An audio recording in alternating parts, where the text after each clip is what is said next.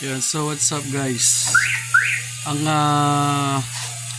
video ko ngayon ay mag-tutorial ako ng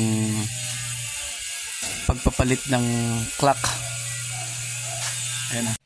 Magpapalit tayo ng clock spring. Ayan na. Sa ating 2017 model na Hi-Ace. Nito kasi hindi gumagana yung busina. So nakabili na ako ng parts dito sa Shopee, sa ating sponsor Shopee. So yan, sana pareha sila kasi binuksan ko lang, hindi ko pa kasi nakita yung pinaka niya, original niya. So ayan, ang first step natin is actually yung mga tools muna, pero alam ko na yung mga tools nito yung mga sizes niya. Ito, meron akong cross range. Tapos kung saan bubuksan, dito natin bubuksan yan. Dalawa yan, may dito. Yan lang ito. Medyo maingay nga lang kasi may gumagawa eh. So itong unit natin is Hi-Ace 2017 model. Ayan, palitin na kasi siya, hindi gumana yung busina. Ito, nasa loob nito. Yung papalitan natin na yon, rin siya, pwede rin siya pagka umilaw yung inyong airbag, yun din ang papalitan nyo, same lang. Ayan. So ang gagawin natin na first step po, iaangat ko tong aking upuan kasi nandyan yung battery. Tatanggalin nyo yung negative na katag ito, connection, positive negative, tanggalin nyo yung negative. So iaangat ko muna tong ating, dito po yung bag ko. Iaangat natin tong ating upuan para mabuksan natin ang ating makina. So DIY lang po ang gagawin natin, hindi na tayo magpapagawa kasi ang purpose nito ng aking video is para makatipid po tayo at para matuto rin tayong gumawa sa sarili nating unit. Kung meron kayong unit na ganito kamukha sa akin, ganyan lang po gagawin nyo. So paano nyo malalaman ng negative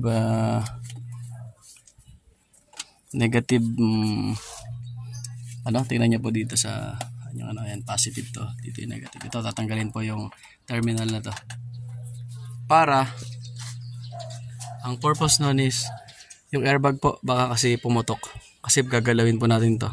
Pag nagalaw itong airbag, puputok po yan. So kailangan i-disconnect nyo ang inyong battery para hindi siya gumana. So ayun lang po. Yan.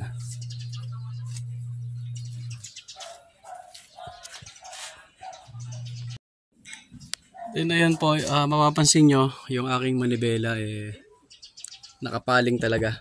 Tapos yung gulong ko diretso. Ang nangyari po nito, ako rin po kasi ang gumawa ng rack end. Ako na rin nagpalit. So ako yung nag-align ng gulong. Pero yung manibela kasi nung time na ginawa ko, hindi talaga siya pantay. Nung nagpalit ako ng gulong yan hindi na ayos nung nagpalit ng gulong. So ganyan talaga siya nung inilabas ko. Ayan, hindi siya napantay. Okay lang naman sa akin nung kahit ganito na hindi nakapantay, walang problema. Pero ngayon ayusin ko na, madali lang naman to. So hindi ko na siya, pagka binuksan ko to, hindi ko siya tatandaan na So ako na lang ang mismong pag hinugot ko manibela at sinalpak ko, idediretso ko na lang. So ayan, meron akong gamit dito ngayon na ito, cross range. Tapos yung tingnan ko nung to, malagay ko screw lang to ito, yun lang to ng screwdriver. Susungkitin lang yan. So tingnan natin kung saan yun. So ito yun, basta hindi lang magasgas at masira yung yung ating Gaya nito. Ayan. Ganyan talaga yan. Ayan o. Dual stick na. Okay, pulutin muna natin baka mawala. Okay, ito yan o. Madali lang siya tanggalin. Lagyan natin dito. Or, dyan na lang po na. Tapos same lang din sa kabila.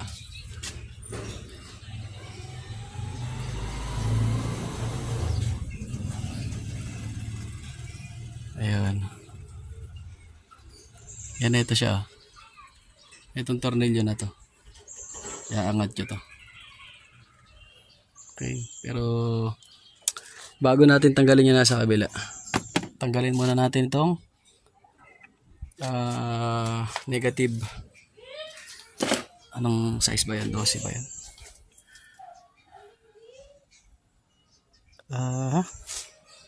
Tingnan ko kung kakasya itong. May cross range string ako dito eh. Ito. Ating kung kasya. Alright, kasya. So, anong size to? Kaso medyo alanganin nga lang yung ano niya.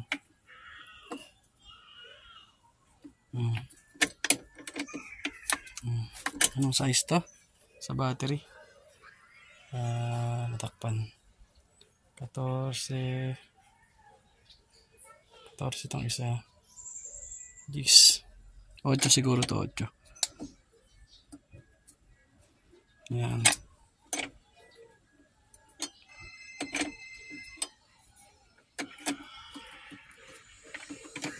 Kapag maluwag na to,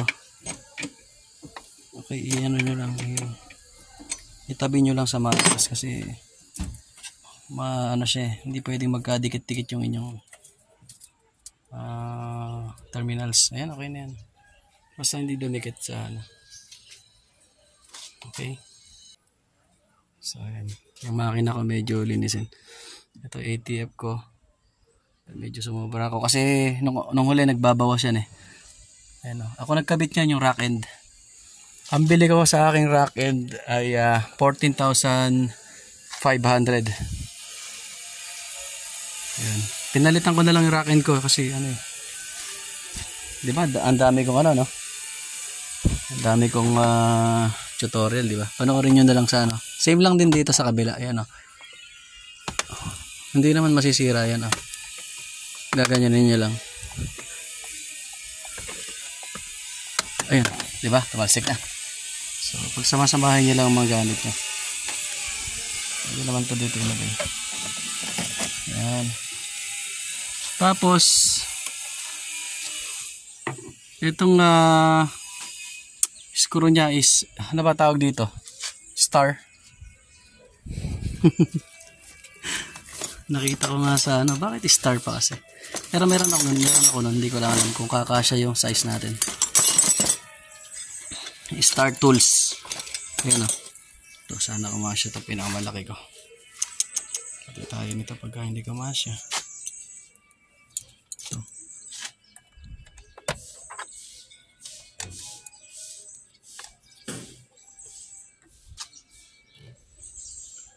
Medyo maliit pero pasok. Bakit ganun? Okay, tignan ko lang ha. Paano ka bang i-ano to? Sige, off ko muna siguro yung aking video para matrabaho ko. So, tatanggalin ko yung dalawang tornilyo na to at saka sa kabila para mahugot nyo tong airbag. Okay? Ayan guys, natanggal ko na.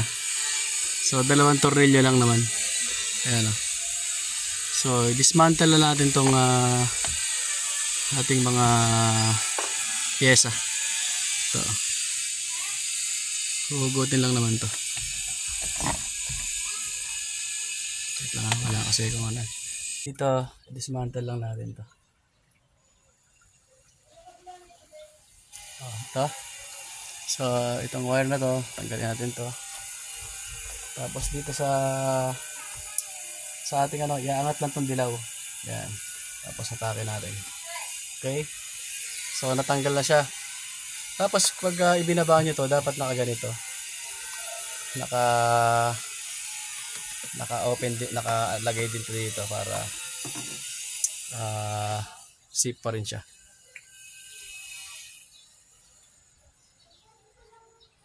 So ayan. Then ito yun. Tatanggalin natin to. Tapos yun nasa loob nito. Ayun. Yun yung kukuhanin natin. So ito yung ipapalit natin. Okay, hindi ko na siya guguhitan kasi itong manibela nakapaling talaga siya. Then kapag mamaya ididiretso ko na lang to. So yung gulong ko diretso.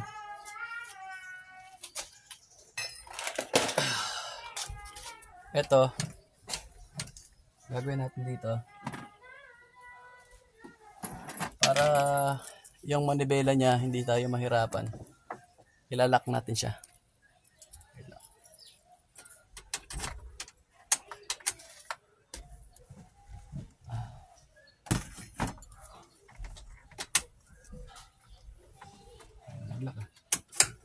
Ayan. So naglock na siya, di ba? Para mapihit natin siya ng maayos. So ayan, hindi to kasya. So ito kasya. So cross range. Ano niya? Simple lang ayan. Napakadali lang guys na tanggalin. Ayan.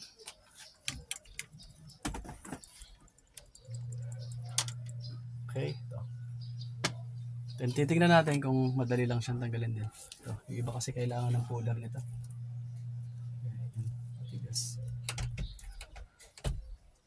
So, baka kailangan ng puller nito ngayon. Yan ang mahirap eh. Wala tayong puller. So, titignan ko kung paano. Okay. Wait lang. Ano nyo kayo? Balitaan ko kayo kung paano ko natanggalan. Kasi umiinit yung cellphone ko. Ayan, at least natanggal ko na yung tornilyo. Siguro medyo bibigyan natin siya ng ano, kung paano puwersa ang gagawin dito. Okay? Ayan guys. Natanggal ko siya mga 10 minutes. Kasi ang ginawa ko, wala kasi akong puller eh. Yung tuhod ko, inilagay ko dito. Dalawa, humpo ako dito. Tapos, pinokpok ko siya ng martilyo. Pero ito gamit. Ito gamitin nyo. Ayan o. Para itong base nya, itong thread nya, hindi masisira. Tingnan nyo. Ayan na. Info lang guys ha, para hindi masisira yung inyong gamit. So, tatanggalin ko na to. Puro star pala yung ano nito. Ano tawag sa screw nito guys. So yun, mukhang sa iba mukhang dalawa to. Ilan ba yan ito? Sa iba mukhang napanood ko sa YouTube dito, parang meron pa siyang isang tornilyo. Pero ito dalawa lang. So ayan. Kailangan may gamit kayong ganito. May mas malaki pa pala ako ito. Hindi ito nagamit ko na kanina. Ayan. Mura lang to guys. Kailangan may gamit kayong ganito para ayan. Kasi hindi talaga siya screw na ano. So ganyan lang tanggalin. Para may pull out nyo itong luma. So mukhang sira na nga siya oh. Ang lakas na ng ano niya. Tapos hindi nagtapat yung ano yan, yung mga bilog niya. Hindi na nakatapat. Ang proper na paglalagay nito, kailangan nasa ibabaw to. Ganyan din ang pagkakaano niyan.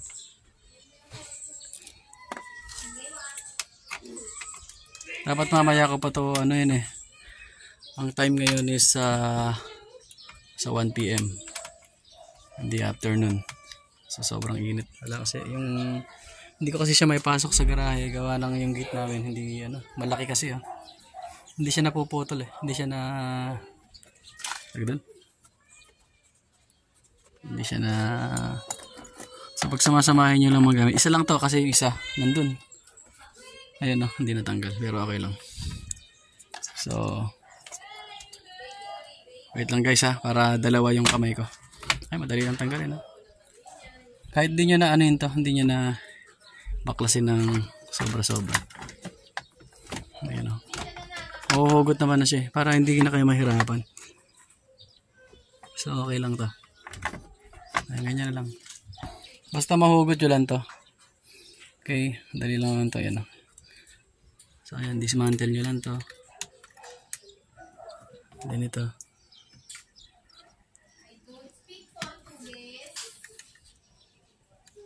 Ayan sa ilalim eh. Okay. Pupush nyo lang to, tapos wait lang. Hindi makuha. Kailangan dalawang kamay talaga guys, para matanggal yung pyesa. So ito yan. Ayan, ganun lang. Ayan, dito sa ilalim, ito meron pa rito. Ayan. Ayan. Ayan dito sa kabila. Ayan. So hindi naman siya magkakapalit kasi nakagano na. Tingnan nyo, tingnan nyo guys. Tandaan nyo lang, para pag sasalpak nyo na, nakaganyan na siya. Para pag sasalpak nyo na, hindi kayo magkakamali. Dito naman, hindi kayo magkakamali kasi pagkaiba naman ang size niya. Ayan. So huwag kayong matatakot guys na plug and play lang yung gagawin natin. So ayan, hugutin ko na yung aking nagiinit kasi yung nagiinit kasi itong cellphone. So tanggalin ko muna ha. Off cam muna ulit tayo. Madali lang na yung pagtanggal niya. So ayan guys, natanggalan natin. May lock siya dito sa part na to. Tapos dito isa, ayun o. Tapos ito isa. Ayan. So ito na yung pyesa natin. Ayan. Napansin nyo naman ayan, ito yung lock. Isa, dalawa, tatlo. Ayan, tatlo yung lock niya. Ito yung pyesa natin. Binuksan ko na ito kahapon eh. Pero sana same lang. Same same items. So ayun. Ito wala to. So tanggalin natin to dito. Dito natin to siya ikabit. So ayun, di ba? Same lang no. Ayan. Plug and play na lang yan. So ayan, 00. Ayun yung yung palatandaan niya, yung dilaw. Ito na wala na to. Wala na yung dilaw niya.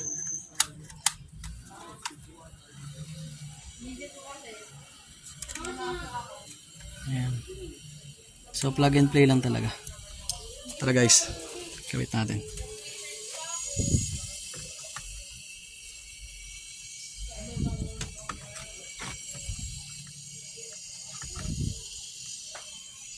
Yo, di ba? Pasok na pasok, di ba? So ayan, ganyan rin siya. So ang gagawin natin, kabit na natin yung mga pyesa, yung mga pyesa. Ayan. Ito.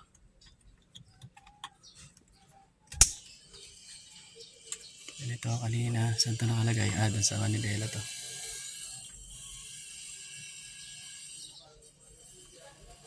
Okay. So to, ito na yung pyesa na to, doon to sa na. Ito apat lang ilalagay natin ito sa ilalim. Ayan. Okay. So ganun lang siya guys no. Tapos yung siyempre tinanggal natin to kanina. So ikabit natin siya ng maayos. Wait lang.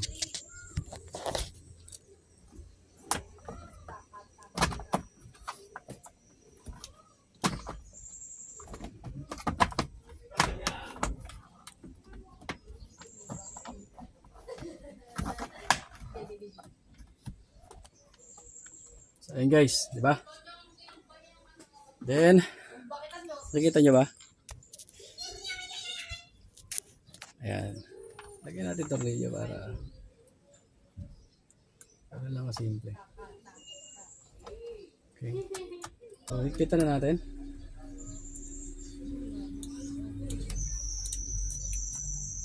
Guys, itong tinuturo ko, ito ay para matuto kayo tapos makatipid na rin sa gastos. Siyempre, ano din, di ba?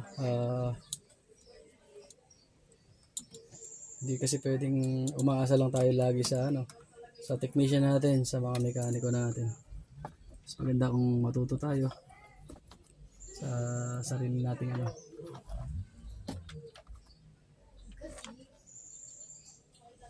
So ayan, yan lang naman ang lock niya.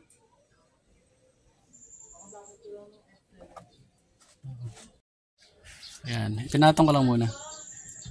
Kasi kailangan kong ipantayan. Yung itong manibela ko, ipapantay ko na siya. Kasi kanina ako nakita nyo, paling talaga siya, nakaganon, di ba? So ayan. Itong gulong ko is okay na to. So ididiretso ko na lang yung manibela niya. Okay. So ayan guys, nakakabit ko na. Ayan, same lang. Gagawin nyo para hindi kayo hahanap ng katulong. Ilalak nyo yung manibela. Maglalak yan, tsak tsak, gano'n yan. Para maihigpit yun ng maayos. So ayan na ngayon ang susunod natin yung airbag. At ayan, pasok natin itong airbag. Same lang sa airbag. Ganyan lang din.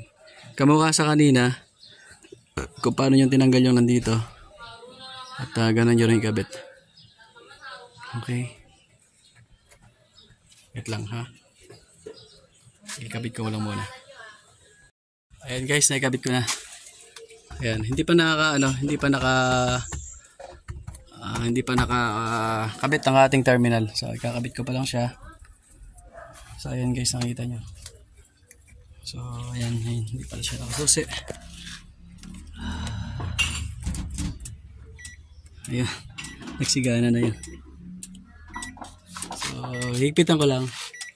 At ito-testingin natin. Ayan na. Then ilak natin tong set up natin sa mataas. Then ilak natin tong ating itong engine cover.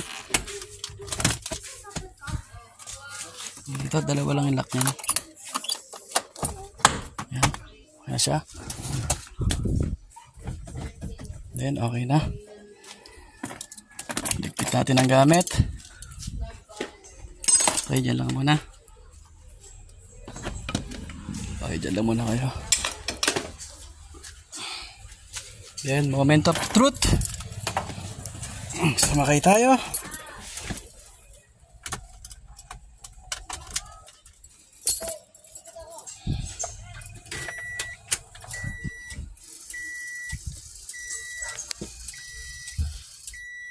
So ayan, nagana na siya. Then, tingnan natin.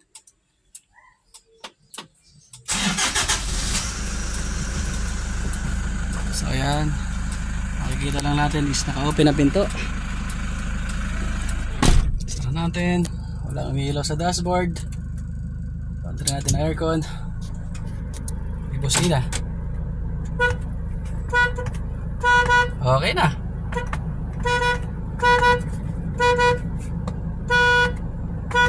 Okay.